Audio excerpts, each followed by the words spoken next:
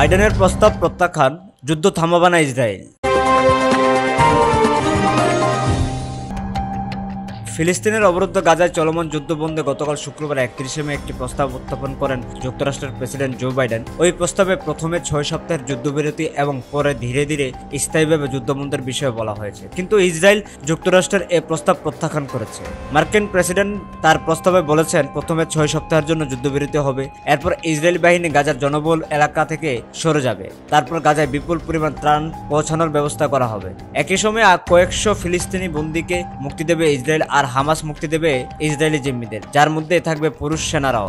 এরপর গাজা পুনর্গঠনের কাজ শুরু হবে। সবশেষ দুই পক্ষের মধ্যে সব ধরনের হামলা বন্ধ, অর্থাৎ স্থায়ী যুদ্ধবিরতি হবে।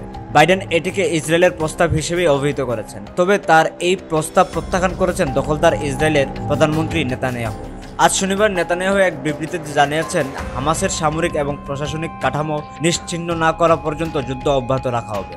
তিনি বলেন, যুদ্ধ বন্ধ করার ক্ষেত্রে ইসরায়েলের যে শর্ত রয়েছে সেটি পরিবর্তিত হয়নি। হামাসের সামরিক ও প্রশাসনিক কাঠামো ধ্বংস করা, সব জিম্মিকে মুক্ত করা এবং নিশ্চিত করা গাজা আবারও ইসরায়েলের জন্য হুমকি হয়ে দাঁড়াবে না। তিনি আরও বলেন, স্থায়ী যুদ্ধবিরতির হওয়ার আগ পর্যন্ত ইসরায়েল তার শর্তে অটল থাকবে। এসব শর্ত পূরণ হওয়ার আগে ইসরায়েল স্থায়ী যুদ্ধবিরতিতে রাজি হবে না, এমন ধারণার বাস্তব হওয়ার কোনো সম্ভাবনা নেই।